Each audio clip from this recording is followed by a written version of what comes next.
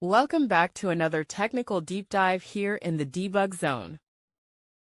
Today we're tackling a big question and breaking it down with insights from other users. Hopefully this clears up some misconceptions and helps you get the answer you need.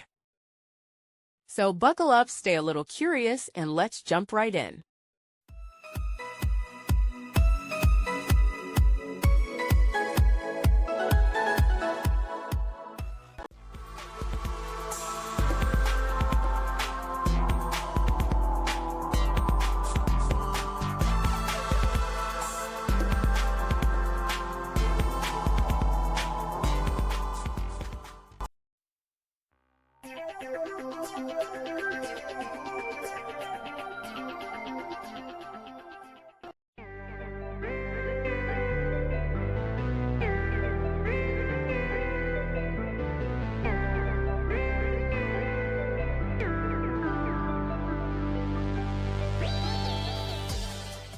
And that's a wrap.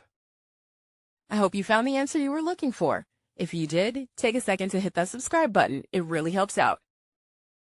And let me know in the comments which solution worked best for you. See you next time in the Debug Zone.